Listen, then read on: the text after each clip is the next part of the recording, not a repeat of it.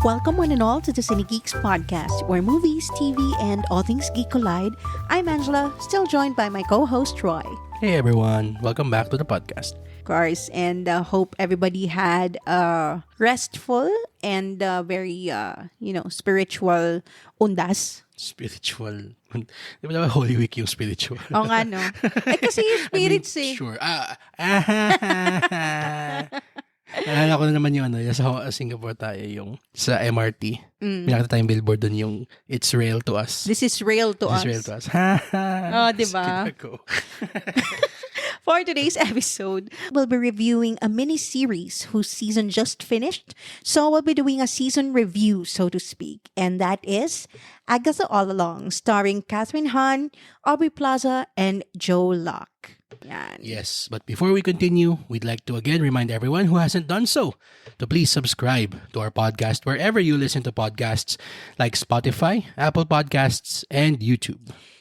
And don't forget to follow us on Instagram, TikTok, Facebook, Threads, Letterboxd, and X, aka Twitter, so you can join in on the fun. Also, visit our website, www.cinegeekspod.com, for the latest in movie and TV news and reviews. And if you have questions, suggestions, and feedback, our email address is open, cinegeekspod@gmail.com. And you can also join us on our Facebook group called the Cinegeeks PHHQ, where you can interact with us and your fellow Cinegeeks. Okay, so let's go ahead and talk about Agatha All Along.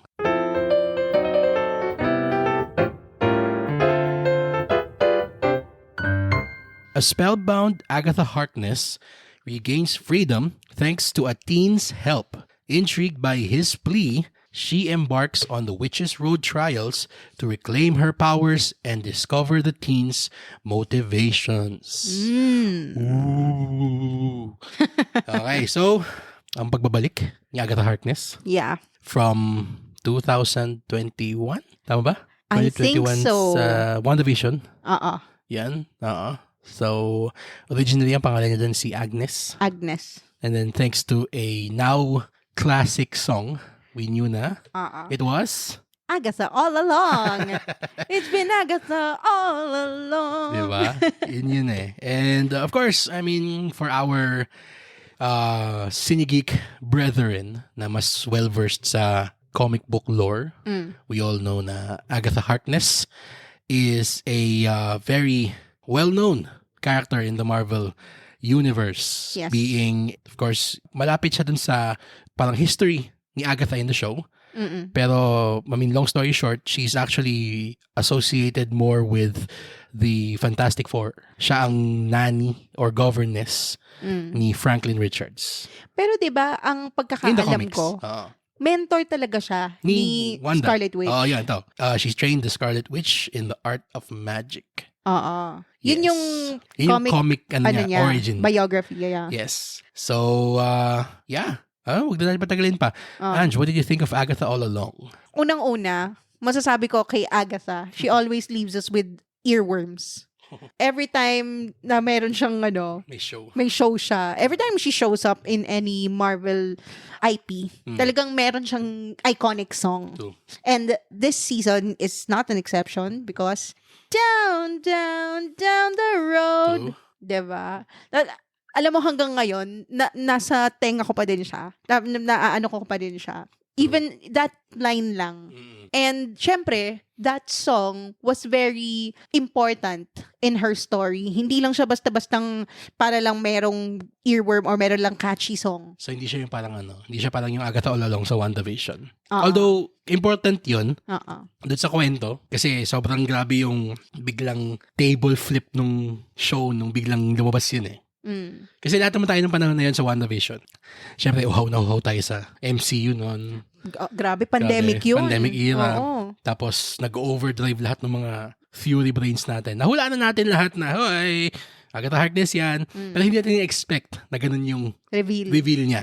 Yung through that song. Pero tama ka na yung song dito, mas more impactful siya. Mas more, I don't think impactful is the right term. Mas more para siyang Instrumental. Yan, sige. Yes. Continue. Sorry, go ahead. Yes, the song is very important because everything revolves around this ballad. Yes. And ang ganda ng pagkakasulat ng writing team. Yung songwriting team. Sila yung gumawa ng Frozen. Si Robert and Kristen Anderson Lopez. Actually, Robert Lopez and Kristen Anderson Lopez. Yan, silang mag-asawa. Yes, sobrang galing talaga nilang gumawa ng kanta. Mm-hmm. And I think, yun nga it is the glue that binds all the episodes together, yung song. Mm-hmm. Kasi the ballad is really the story. Yan. Parang, sorry, go ahead. Sorry. Of course, bigyan muna natin ng parang konting backstory muna kung ano yung Sorry, kasi yun talaga yung pinaka nag-stand out sa akin. Of course, yung music talaga. And rightfully so. Mm-hmm. Pero bigyan muna natin ng background yung Agatha All Along. Okay. So, mabilisan lang, we find Agatha. And we're gonna be talking about the season. So, these are full spoilers. Yes. Okay? So, if you haven't seen either one and sinusubaybayan nyo yung either the MCU TV shows or Only Murders in the Building, we suggest you stop listening first, watch them, and then come back. So, if you've seen them and finished, and you want to hear what we thought, then tuloy tayo. Okay. So, Agatha All Along, 3 years after the events of WandaVision. So, Westview. We find Agatha basically actually under the spell that she cast on the Scarlet Witch. So, parang tumalbog sa kanya. Kasi yun yung ending ng WandaVision. So, initially, sa first episode, makita natin na parang meron siyang true crime na palabas. Akala natin magiging parang WandaVision nga siya ulit yung style eh. Yes. Pero thankfully, biglang na-break agad yon, yung parang curse na yon. And then, she finds herself powerless. Kasi sinap ni Wanda yung powers niya. Yes. And then, out of the blue, this kid just appears. Tapos, gusto niyang makapunta dun sa road, the Witch's Road. Ito naman si Agatha, parang siyang, why me? So apparently, parang through legend or something, itong si teen, yan, yung bata, lumapit sa kanya, sabi na parang siya daw yung dapat lapitan in terms of parang finding the Witch's Road. Yes. But she's the only one who survived. Yes. Parang throughout history, there's been an urban legend na the Witch's Road has only been, there's only been one person through na nag-survive. And that was Agatha Harkness. Yan. And, yan. So we embark on this journey na apparently to go through the Witch's Road, kailangan niya ng coven. Yan. And so, ang dami niyang na-meet na mga witches. Yes. And then, yun nga, we were introduced to these witches na comic characters din sila, di ba? Let me just confirm. Pero sige, go ahead. Alam ko si Jenny Cale, meron talaga siyang character talaga siya sa comic books.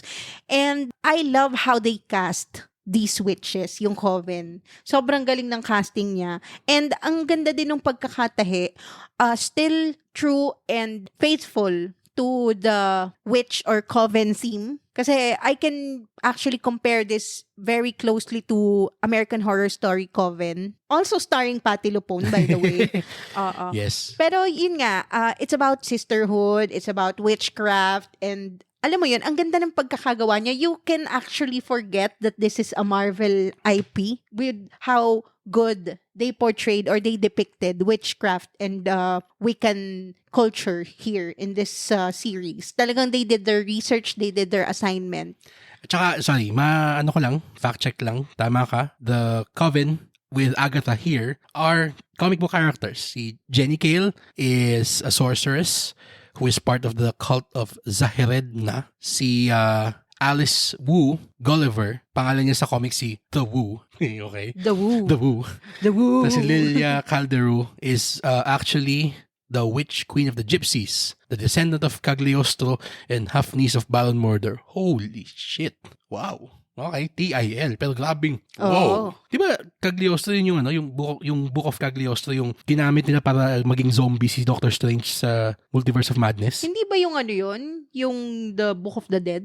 Sige, yung you were saying about, I'll search about, ko lang dito, tuloy mo lang kasi sinabi mo na, yung casting was on point. Yes. Yan.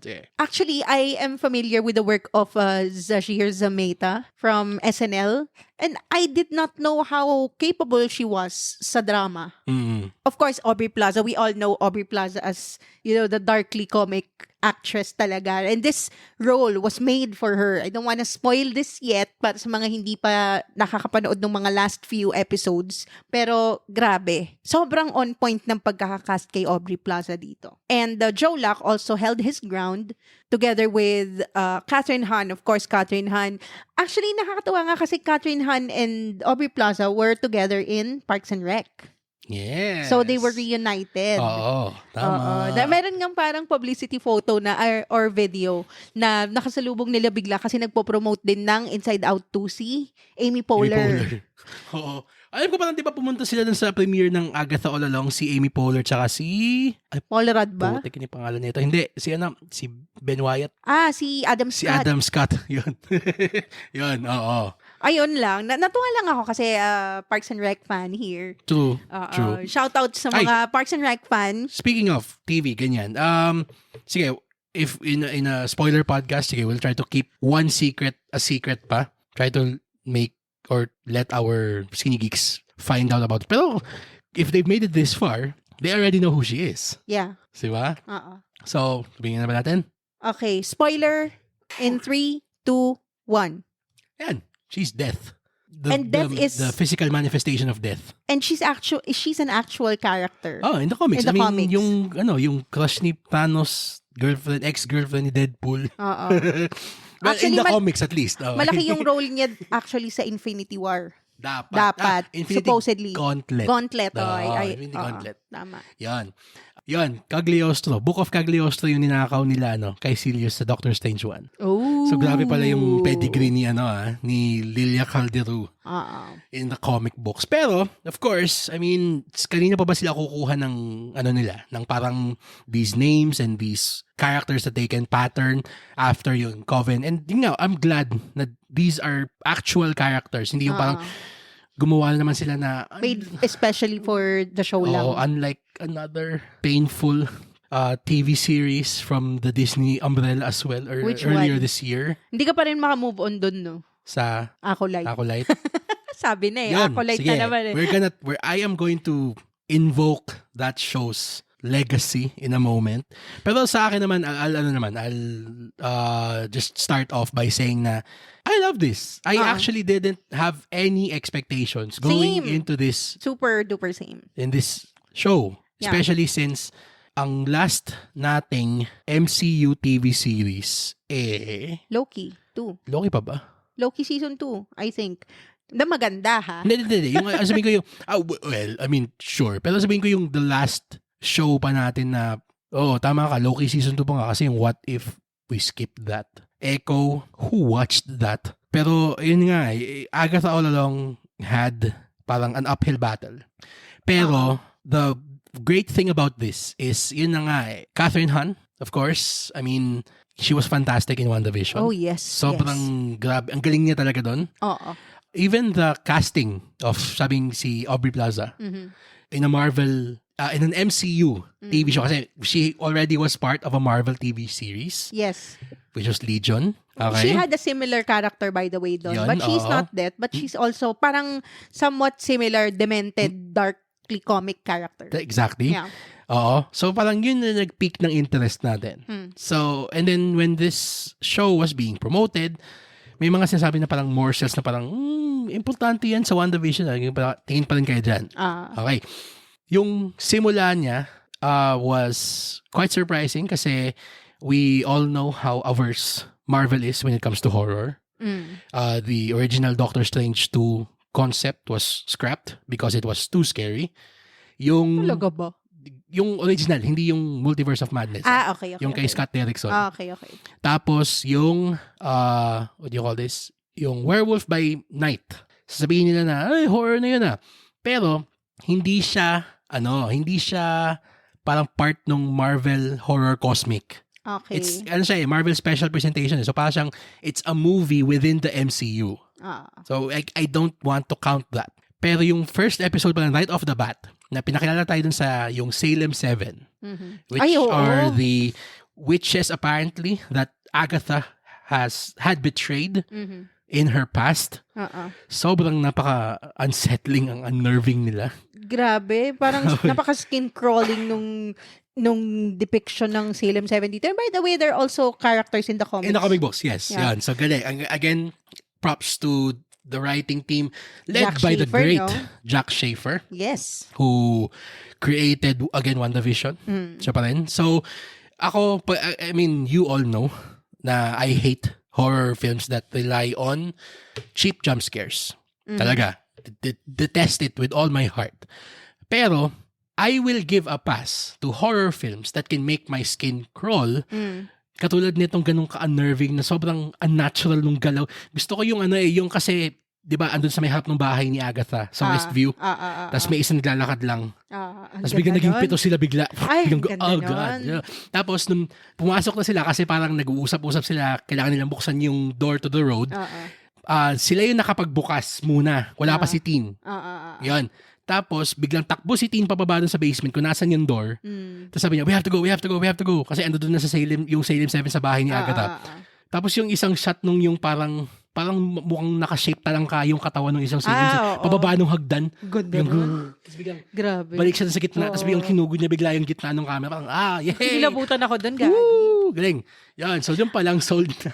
Alam mo, merong isang scene din sa Smile 2 that reminded me of that Or the other way around. Hindi ko alam kung alin yung nauna kong papanood, pero yung Smile 2. Smile 2? Oo. Parang ito yata yung una natin. Huh? Ito? Kasi early episode to Wait nga. Oo, nauna to. Tama. Tapos nakita natin to sa Smile 2 din na parang, oh shit! Ay, no? Salem 7. Hindi lang yun. Salem 7 times 7 yun nandun sa Smile 2. Pero ang creepy talaga nung ganun Yun yung gusto kong ganong horror. Yung creep me out of my shoes. Hindi yung biglang, hindi yung ganon. Parang talagang unnerve me. Yeah. Yun. And it's the strength of this show that it's able to keep that unnerving quality up while still being true to the, ayoko sabing sanitized. Sabi natin family friendly. Yeah. Well, I have an answer to that kasi isa sa mga nag-headline actually about Agatha All Along was she is the first character in Marvel Cinematic Universe TV and movies to show her butt naked. As in butt-ass naked. Oo, di ba? Yung dun sa nung nagising na siya dun sa curse. Tapos she was naked. Dun sa Westview and then the neighbors are trying to cover her up. Pero tanggal siya ng tanggal. So much for family friend. Family friend. Her ass. Hindi, pero I mean, family friendly in the sense na hindi pa rin siya, hindi gagawa ang Marvel ng long legs. Ganon. Yun yung ibig sabihin ko, siguro. Yung parang ganon. They wrote it still with kids in mind naman. With the general audience, kumbaga. Yun. And again, the show just is basically about these seemingly disparate coven members parang just going through the road hoping to have their wishes granted. Yun. Some of them, they want their powers back. Others want something far more vague, like possibly resurrecting a... They're looking for somebody. Paano mo sasabihin resurrecting something that isn't alive? Technically. How do you... Well... What's the term to use? It's not really a conventional wish. So to speak. Yun. And that's where we get to the big secret of this show, which is the teen is eventually revealed to be Billy Maximoff. Or Billy... Wiccan. No, iba yung name niya Billy Kaplan. Billy Kaplan. Yun din pa na parang sobrang niyang comic accurate. Yes. I appreciated that. Even the costume. Kahit yung kung paano nagsimula yung existence ni Billy Maximoff, hindi nila kinalimutan na may Billy Kaplan muna. Yun. And Jac Schaeffer, let's just go right ahead into talking about why this show works so well. Ang galing niya magsulat. Yes. Sobra. No? I mean, she knows the property by heart, I think. I felt na she really was, alam mo yon, intimately in the know about the origins and the characters of these pieces that she's putting together. Yes. Kasi actually, hindi naman lahat parang sobrang connected sa comics Pero, parang they go well together. Parang it made sense. But she made it make sense in a way. True. And I really appreciated the accurate comic depictions of the costumes, especially kay Desden. Galing nun. Ang ganda nung pagkaka-makeup and yung prosthetic ni Eventually, Aubrey Plaza. Yes, na prosthetics. Yung skull face ni Death. And yung mismong, yung appearance ni Agatha Harkness, binalikan nila. True. Yung talagang comic book na she is an old woman. She's a crone, basically. And yan, sobrang appreciation goes to Jac Schaeffer talaga. Alam mo yung, sige, and now let's go back to the Acolyte feedback. Sige, ito lang yung term na gamitin natin. Okay. We have said on the podcast how much we detest creatives who use existing IP as their Sandbox? Soapbox. Oh, soapbox. Yon, na ginagawa nilang soapbox to scream about their personal pet issues. Sociopolitical statements. Oo, laging ganon. And the worst of these offenders was the Acolyte. Kasi it basically just murdered character assassination of the Jedi. Oo. Na we have had this established canon lore for decades na. Okay? And this is not fanboy speaking This is just someone who appreciates good storytelling. Ako. Yung tipong, yes, you can create a story that respects both canon and still parang allows you to say whatever the hell it is you want to say. To some extent, not all, to some lang naman. Yung Falcon and the Winter Soldier, it did it. Did it do it well? No. Not really. Pero at least, hindi niya dinisrespect yung fact na meron tayong US agent at meron tayong Captain America na Sam Wilson. Hindi siya yung parang nag-try na biglang gawing hero si Bucky. Yun nga ganun pa rin. Naging still true to their characterizations. I mean, I would give it to Acolyte for being one of the worst. Pero is it really worse than Secret Invasion? Secret Invasion is just bad writing period. Hindi talaga siya naintindihan nung nagsulat kung ano yung na yun. Wala, ni socio-political anything nga. Actually meron, pero para siyang it's the least of its problems. Oo. Pero the reason why I bring up Acolyte in talking about Agatha All Along is, and again, I say this as an outside observer. I do not purport to speak for any minority community. Okay? I know my privilege and I try my best to keep it in check. Okay? Now, with that being said, Agatha All Along, in my opinion, is one of the best depictions of the LGBTQ community in any fantasy IP recently. And let me add, women empowerment. And yun, women empowerment yung girl power na hindi parang sobrang rubbed on your faces. Na sobrang on the nose na talagang, yeah, girl power, woo, Spice Girl, parang ganun. Kasi dito, every single one of the coven was able to be depicted as a symbol of women empowerment. And multifaceted sila. Hindi sila parang token casting or token characters. Oo. Like, and si Billy Maximoff, I mean, we consume media and we want to keep an open mind. So we don't just consume, let's say, let's use the term, yung cisgendered media. We try to also imbibe. Na-appreciate mo kaya yung BL. Diba? Yung ganun. I mean, yung LGBT media. Okay? NGL. If it's done well, it works. And Billy's depiction here, base dun sa writing ni Jac Schaeffer, is one of the best depictions of LGBTQ in recent time. Counterpoint, that absolutely horrendous depiction nung kambal sa Acolyte. And yung parang pagiging contrarian lang talaga. Yung tribe nila.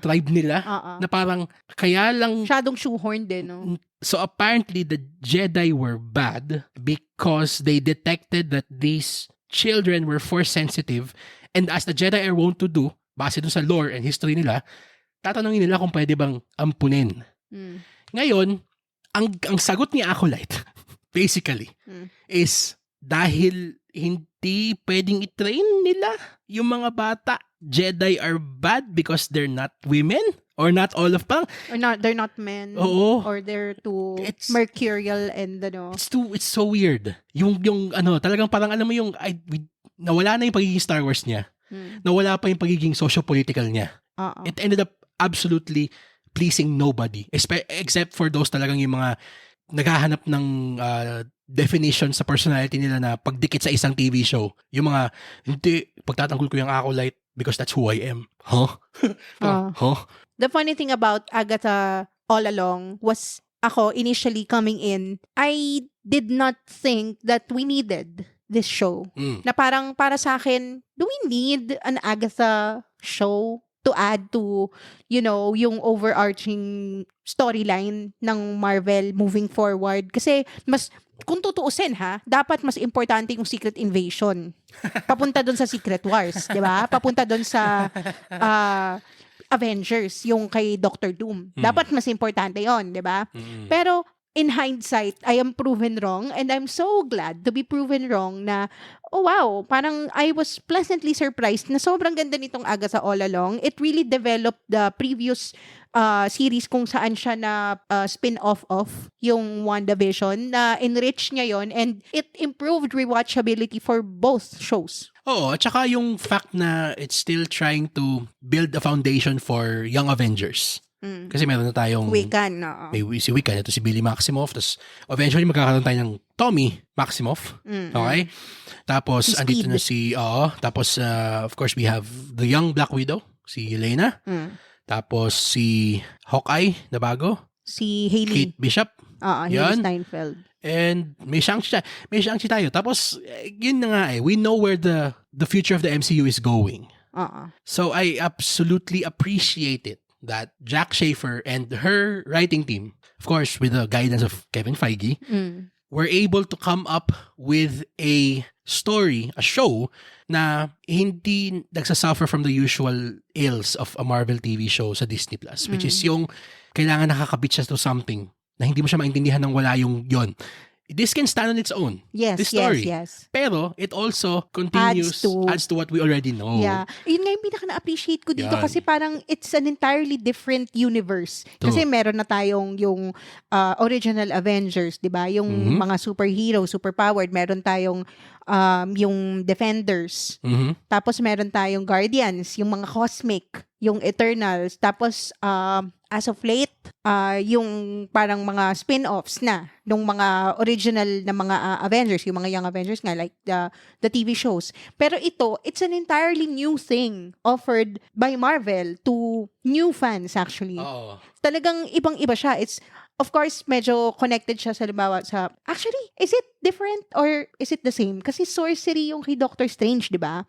Sorcerer siya. Witchcraft ito. So magkaiba, di ba? Ibang iba corners. Din iba yung rules, iba yung dynamics. So sobrang interesting for me, especially after yung mga sunod-sunod na letdown ng mga TV shows, like yun ngang Secret Invasion, She-Hulk. Tapos iba din yung universe na inoffer ng Loki. Season 1 and Season 2 yung TVA. So, ang natuwa ako, I was pleasantly surprised. I was not expecting anything from Agatha All Along. Pero, ang ganda niya. And ako personally, parang naging curious tuloy ako sa tarot and witchcraft after watching it. Hey, why not? I mean, ako naman, sige, just siguro in closing and then we'll reveal our rating. Yung nga, the Marvel TV shows have been hit or miss. Sadly, more miss than hit as of late. Pero, ma-attribute mo pa rin to kasi doon sa previous regime ng Disney. Doon sa mga daming mga sobrang parang hindi magkakakonek-konek na mga show. Yung pinagagawa ni Bob Chapek. Pero buti na lang bumalik si Bob Iger and course corrected along with Feige. So ngayon meron tayong focus. I can say definitely that Agatha All Along is one of the top 3 Marvel TV shows so far. Completely agree. Ako first, for me, syempre Loki pa rin. By a mile, number 1. And then there's WandaVision. Okay. Actually, top 4 pala. Sige, sorry. Top 1, then WandaVision. Yung number 2. And then, there's this. Itong Agatha All Along. And then top 4, Moon Knight. Sabi Yes. na eh. Yan. Wala ka So, man top 5? Yung siguro, Ano ba yung mga susunod? siguro yung first season ng What If. Sige, fine. Bigyan natin isa. Patingin nga ako ng mga susunod. Ito, yung Spider-Man na cartoon. Ito yung nabangan ko. Yung Daredevil. Woo, yes. Pero itong Ironheart, gagawin pa rin nila. I mean, sure. Okay, fine. Okay. Para malay mo, we may be pleasantly surprised as well. Na ano na rin, naayos na rin nila. Kasi yung Agatha All Along, wala talaga akong ano. Kasi yung kay Ironheart kasi yung pagkakasaksak niya dun sa Wakanda na yung sa Black Panther ko, parang kailangan ba natin to? Pwede bang tapos, God, pero yun nga Wakanda can of worms. yung kay Agatha naman, she was just a catchy song. Well, actually, di ba? Sure. Sige, fine. She was a side character, pero look how she surprised us with this show, di ba? So, sino bang, showrunner niyan? Ng Ironheart? Chinaka Hodge. Okay. Not looking good, pero sure. Okay, sige. I mean, let's just cross that bridge when we get there. Yes, let's cross that bridge when we get there. Pero, ayun nga. So, let's just reveal now our rating. Yes.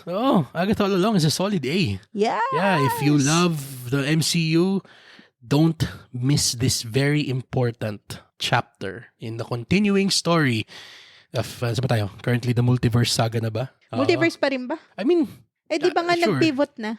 Hindi, nasa multiverse pa rin tayo. Okay. I mean, how are they gonna close this? I wonder.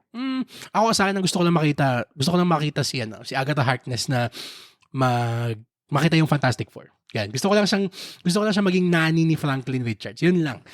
Bigay lang sa akin ni Feige yun na maging siya lang yung governess ng mga anak ni Reed Richards tsaka ni Sue Storm. I'll be happy. Okay. Yun. Okay. Yan. So that's it for our episode talking about Agatha All Along. If you've seen the show, please share with us what you thought about it. We'd love to hear from you. Comment it on our social media accounts or down below on our Spotify episode page. Down below. Down the page. Down the comment section. Episode page. Okay. Don't forget to set your players to automatically download our new episodes so you don't miss out on our fun Cinegeek conversations. And while you're at it, give us a 5-star rating on Spotify and Apple Podcasts if you had fun or learned something new during this episode. As always, the studio and distributor of the show were not given any creative control or editorial approval of this episode. They are hearing our review for the first time, same as you are. For my co-host Troy, this has been Angela. Thank you for listening to the Cinegeeks Podcast, where movies, TV, and all things geek collide.